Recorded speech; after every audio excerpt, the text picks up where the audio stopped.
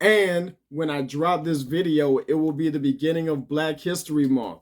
So I really want to pay tribute to one of the personal heroes in my life that has truly shaped the way that I work, the way that I do things, and actually responsible for my love and passion for real estate.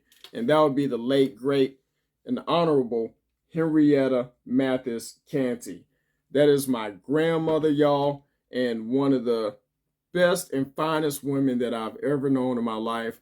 True South Carolinian. She is from Abbeville. Most of my family is from around the Orangeburg area and stuff. And even though I grew up in Georgia, I always thought I was never going to go over to South Carolina. And it turns out my family's from South Carolina.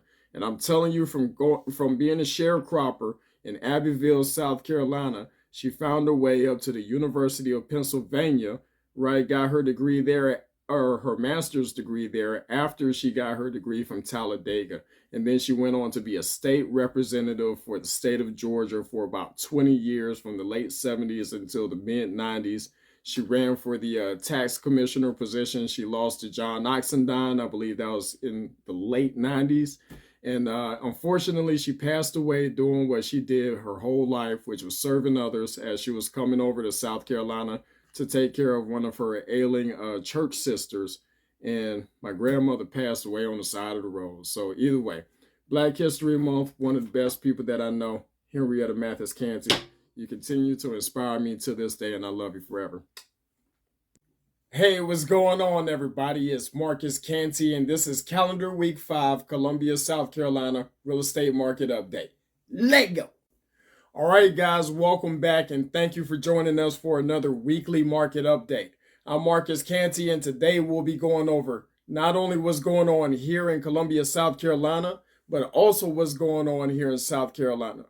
So first, I want to cover Tomby Plantation down in Beaufort, South Carolina on St. Helena Island. So what's really significant about the Tomby Plantation is that during the Civil War, Benjamin Chaplin actually escaped with his family from the plantation as Sherman came through on his march to the sea. So the slaves of the Tomby Plantation bought that land and actually worked on it up until around 1890, when the federal government removed itself from the South, and then that land was given back to the owners of the property prior to Reconstruction.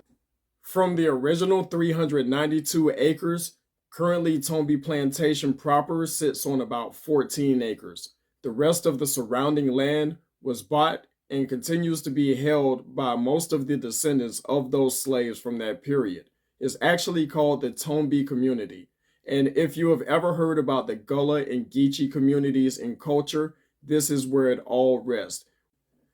For our listing of the week, we are going over to one of the premier neighborhoods here in Columbia, South Carolina, and that's Arcadia Lakes. The best thing about Arcadia Lakes is that it was designed to be this planned development of residential zones as well as one light commercial zone. So in Arcadia Lakes, you actually don't pay local taxes. They get all of their money from revenue share. So next week, I will be going over to a house that is actually for sale. It's off market, so you will not find it on the MLS, and you're only going to find it right here. As I go talk to the owner and look through the house, you'll get this rare opportunity to find a custom-built 4-bedroom, 3-bathroom home in Arcadia Lakes. Buyers, buyers, buyers, I am in there. I'm in the fight with you.